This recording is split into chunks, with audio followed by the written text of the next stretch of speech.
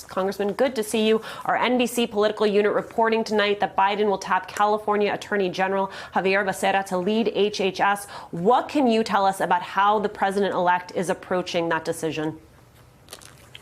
Well, I'll tell you one thing about Joe Biden, the president-elect, is that he really puts country first and he puts people first because he understands the heartache of loss and the pain that families are going through. So he wants to make sure that he has a HHS secretary that shares his passion for helping us get through this pandemic, but more importantly, making sure that health care is a right for everybody in this country to have. But the one thing I do know about Joe Biden is I will not get in front of the president-elect, nor he and his announcements. So I can't deny or confirm.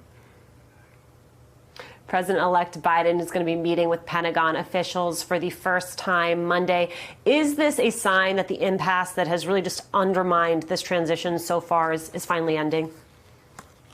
Well, I hope it is. And it's just one thing out of many things that we need to happen. But the president-elect is really laser focused on making sure we get past this pandemic and how we help families economically and how we help them with the health crisis. And so Congress moving forward towards passing a relief package is important, but also making sure that we get prepared to invest in the American people and businesses restarting and getting this country back on track is also something that he's laser focused on.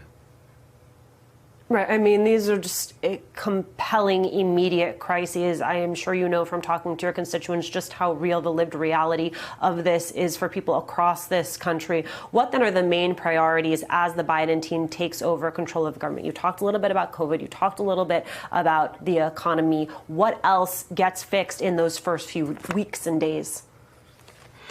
Well, we have a very broad agenda, and it starts from those 4 pillars that the vice president talked about on the campaign trail. But right now we have an immediate crisis. We have about 13 million people that will lose unemployment benefits come the end of the year.